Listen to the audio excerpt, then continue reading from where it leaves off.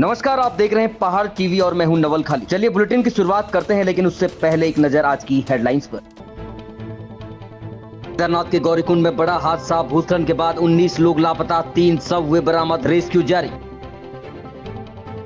प्रदेश में भारी बारिश का येलो अलर्ट जारी, जगह जगह भूस्खलन से बद्रीनाथ केदारनाथ मार्ग हुआ बंद। हरिद्वार में गैंग रेप की सूचना पर दौड़ी पुलिस, आपत्तिजनक स्थिति में मिले व्यक्ति को पुलिस ने किया गिरफ्तार, महिला हुई अस्पताल में भर्ती। राहुल गांधी की सजा पर सुप्रीम कोर्ट ने लगाई रोक, मोदी सरनेम केस में बड़ा फैसला, संसद सदस्यता भी हुई बहाल, कांग्रेस ने किया ट्वीट, नफरत के खिलाफ मोहब्बत की हुई जीत। रुद्रप्रयाग जिले की केदार घाटी में बादल फटने के बाद बड़ा हादसा हो गया, जिसमें 19 लोग लापता हो गए। वहीं रेस्क्यू अभियान लगातार जारी है। आपको बता दें कि 3 शवों को बरामद कर लिया गया है। वहीं केदार घाटी में हुए हादसे के बाद स्थानीय प्रशासन और एसडीआरएफ मौके पर बने हुए हैं। बताया जा रहा है कि लापता लोगों में कुछ स्थानीय और कुछ नेपाल के रहने वाले हैं। लगातार खराब मौसम के चलते यात्रा भी बाधित हो गई है। दरअसल केदार घाटी में बारिश ने एक बार फिर तांडव दिखाया है, जहाँ 3 दुकानों में रात में सो रहे 19 लोग लापता हो गए थे, जिनमें 3 का शव बरामद कर लिया गया है। आशंका जताई जा रही है या तो ये लोग मलबे में दब गए हैं या फिर मंदाकिनी नदी में बह गए हैं। गौरीकुंड हादसे का अपडेट लेने मुख्यमंत्री आपदा कंट्रोल रूम पहुंचे और जिलाधिकारी को निर्देश दिए। केदार घाटी में हुए हादसे से उत्तराखंड के मुख्यमंत्री पुष्कर सिंह धामी भी चिंतित हैं। मुख्यमंत्री ने देहरादून स्थित आपदा नियंत्रण कक्ष में पहुंचकर रुद्रप्रयाग में हुए हादसे का अपडेट लिया। मुख्यमंत्री धामी ने कहा कि वहां रेस्क्यू का काम लगातार जारी है, रेस्क्यू टीमों को हर संभव मदद उपलब्ध कराई जा रही है। गौरीकुंड हादसे में 19 लोग लापता हो गए थे, इनमें से 3 का शव बरामद कर लिया गया है। सुप्रीम कोर्ट ने मोदी सरनेम मामले में कांग्रेस नेता राहुल गांधी को मिली सजा के निलंबन की याचिका पर सुनवाई की, जहां निचली अदालत द्वारा दी गई सजा पर सुप्रीम कोर्ट ने रोक लगा दी है। कोर्ट के इस आदेश के बाद राहुल गांधी की संसद सदस्यता भी बहाल हो गई है। अब वो संसद सत्र में हिस्सा ले सकेंगे। वहीं कोर्ट का फैसला आने के बाद कांग्रेस ने ट्वीट कर लिखा, ये नफरत के खिलाफ मोहब्बत की जीत है, सत्यमेव जयते, जय हिंद। उत्तराखंड कांग्रेस कमेटी राहुल गांधी के दौरे की तैयारी में जुटी है, जिसके लिए बैठकों का आयोजन किया जा रहा है। वहीं दूसरी तरफ उत्तराखंड राज्य निर्माण आंदोलनकारी ताकतों ने भू कानून को लेकर 9 अगस्त को देहरादून में विशाल प्रदर्शन का ऐलान किया है। केदार घाटी के गौरीकुंड में हुए हादसे को लेकर प्रभारी मंत्री रुद्रप्रयाग सौरभ भगोना ने पहाड़ टीवी से बातचीत में बताया कि भारी बारिश के बाद रेस्क्यू अभियान लगातार चल रहा है। उन्होंने घटना पर दुख जताते हुए कहा कि लापता लोगों को ढूंढने के हर संभव प्रयास सरकार द्वारा किए जा रहे हैं। कल रात ये हादसा हुआ था गौरीकुंड से लगभग 100 मीटर पहले, और एक वहाँ पे भूस्खलन हुआ है जिसमें 13 से 14 लोग जो है मिसिंग है। लगातार हमारे जो वहाँ पर डीएम और हमारा एनडीआरएफ एसडीआरएफ की टीम, हमारी रेवेन्यू की टीम, हमारा प्रशासन सब वहाँ पर रात से लगा हुआ है। मौसम बहुत ख़राब है, लगातार बारिश हो रही है, नदी का जलस्तर बढ़ा हुआ है, तेज़ बहाव है। अभी तक हमको वो नहीं मिल पाए हैं लोग जो बहे हैं। कोशिश हमारी लगातार चल रही है। अभी हमने 2 ड्रोन भी वहाँ पर डिप्लॉय करे हैं जो पूरे एरिया का सर्विलेंस कर रहे हैं। कुंड और श्रीनगर तक हमने खबर भिजवा दी है, ताकि अगर कोई भी वहाँ पर जीवित मिलता है या बॉडी मिलती है तो उसको रिकवर किया जाए। और प्रशासन पूरी तरफ से वहाँ पर लगा है। माननीय मुख्यमंत्री जी ने उस पर 2-3 बार मुझसे चर्चा भी हो गई है।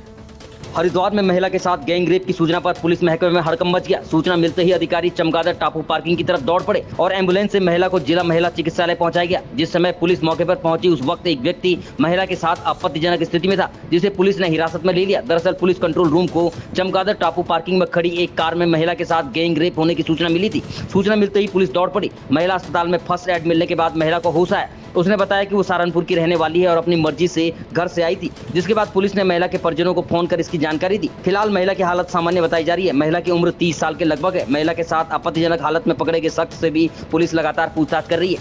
हाँ, ये सिटी कंट्रोल रूम में एक सूचना प्राप्त हुई थी कि चमगादड़ टापू के पास एक गाड़ी खड़ी है और उसमें कोई संदिग्ध अवस्था में कोई महिला भी है। इसको देखते हुए तत्काल सूचना पर पुलिस और ऑफिसर्स को भेजा गया था। तो वहाँ पर एक व्यक्ति आपत्तिजनक स्थिति में वहाँ पर एक महिला के साथ था।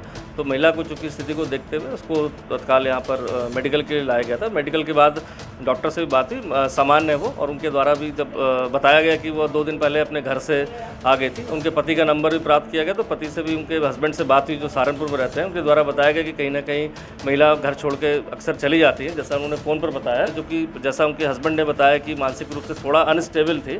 उसके कारण से वह अपने कोई जानने वाले के साथ यहाँ पर गाड़ी पर बैठ कर आ गई थी।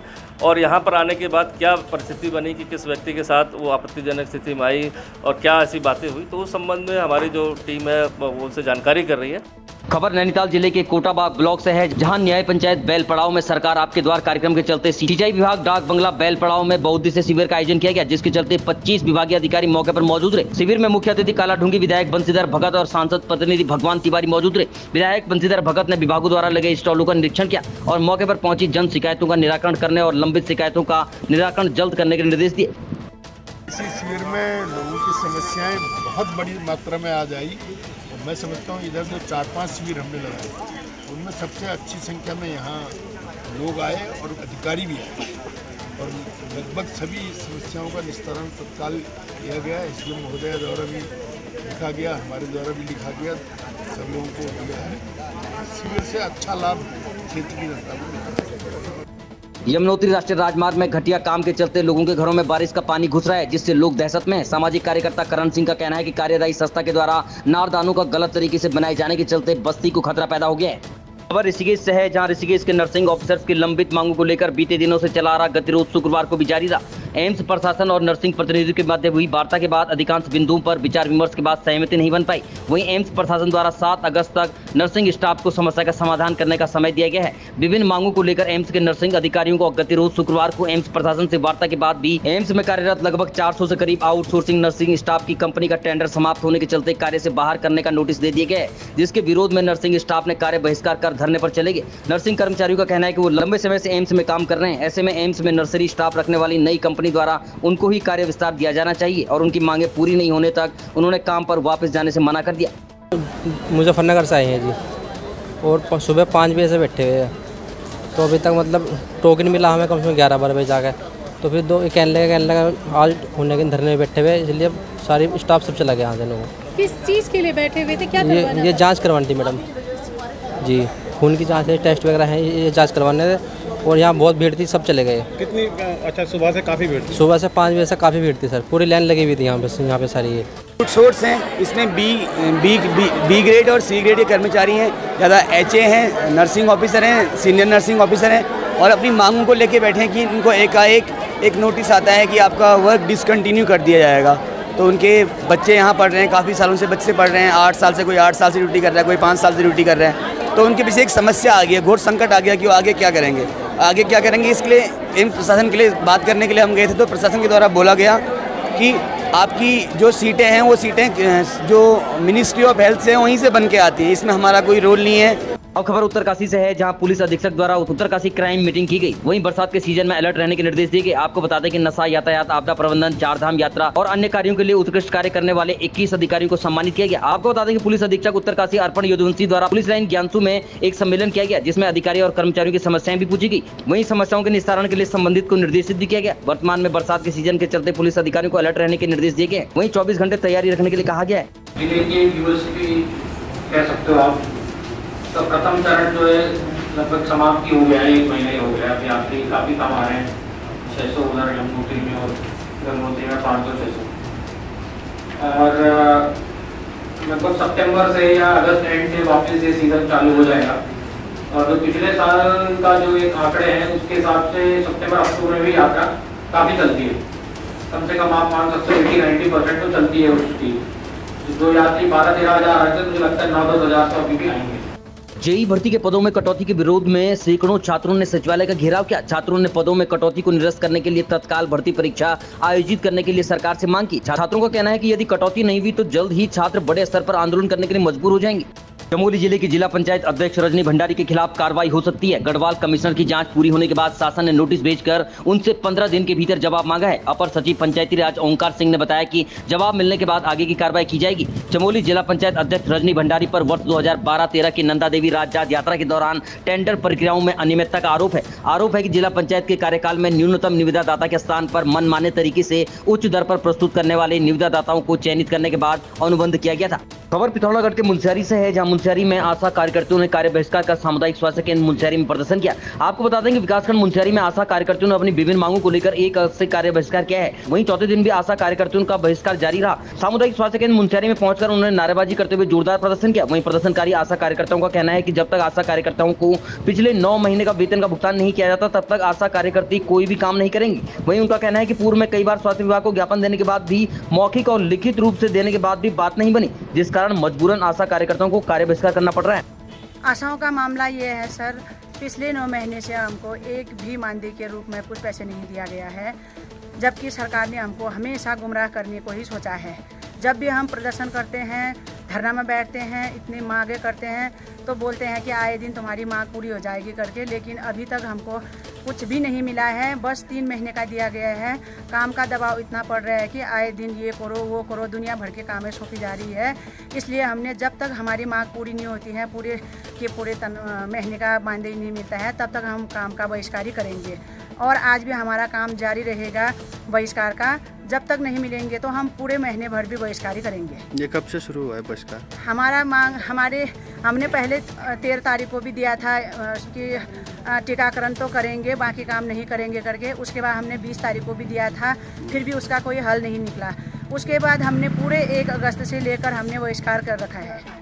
खबर देहरादून से है, जहां विश्वनाथ शिव मंदिर लाडपुर में शिव महापुराण कथा का भव्य आयोजन किया जा रहा है। आपको बता दें कि 31 जुलाई से ये कथा प्रारंभ हो गई है। इसमें कथा व्यास आचार्य डॉक्टर राजीव डिमरी द्वारा प्रथम दिवस पर शिव महापुराण का सुंदर व्याख्यान किया गया और महाकाव्य कथा सुनने की विधि और नियम बताए। वहीं दूसरे दिन कथा में शिव पंचाक्षरी मंत्र के बारे में बताया गया। वहीं उन्होंने बेल पत्र के महत्व और रुद्राक्ष के महत्व भी बताया। आचार्य ने संदेश दिया कि प्रत्येक व्यक्ति को एक वृक्ष जरूर लगाना चाहिए ताकि प्रकृति की भी सेवा हो सके। तीसरे दिन की कथा में सृष्टि वर्णन और नारद कथा सुनाई गई। आपको बता दें कथा व्यास ने कहा कि बेटी के प्रति प्रेम और सम्मान होना चाहिए और बेटी बचाओ बेटी पढ़ाओ का संदेश भी दिया गया। आपको बता दें कि चौथे दिन शिव विवाह का सुंदर प्रसंग सुनाया गया। आपको बता दें कि चौथे दिन शिव विवाह की सुंदर कथा का प्रवचन किया गया। वहीं पार्वती की झांकी के साथ सभी भक्तों ने खूब नृत्य किया, वहीं कथा का आनंद भी लिया।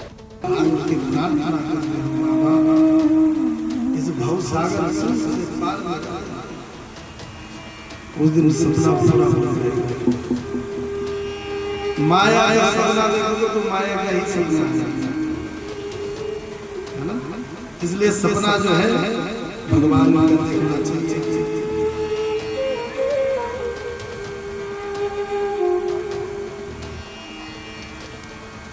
पूरे जीवन में हम संतुष्ट नहीं हो पाते। ध्यान देना, संतुष्टि होती है। कल मैंने वो कथा सुनाई थी ना, 1 से 100 करोड़ बनाना चाहता था। हाँ, संतुष्टि होती है। चस्का सब चीज का लगना चाहिए, लेकिन जिस दिन चस्का परमात्मा से मिलने का लग जाएगा, जिस दिन मन भगवान से मिलते मिलते मिलते भी संतुष्ट नहीं होगा, अभी भी कमी है, अभी भी अधूरा है, अभी और आगे बढ़ना है, अभी और आगे बढ़ना है, उस दिन समझना आप जो है भगवान का चस्का लग गया, उस दिन समझिए आपके मन की संतुष्टि पूरी होगी। इसलिए चस्का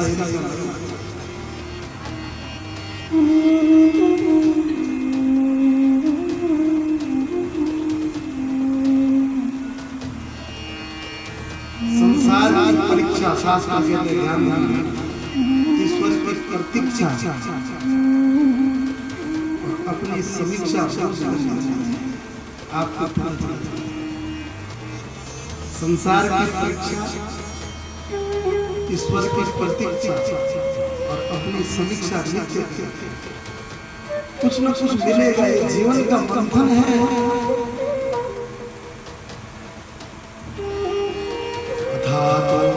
ब्रह्म जिज्ञासा, फिर जिज्ञासा, ब्रह्म जिज्ञासा। आप पहले हम ब्रह्मस्म नहीं हो सकते हैं। भगवान को प्राप्त करने के लिए भगवान के विषय में पूरी जानकारी जब हो जाएगी। अभी तक की खबरों में बस इतना ही। आगे की खबरों के लिए देखते रहिए पहाड़ टीवी। तब तक के लिए नमस्कार।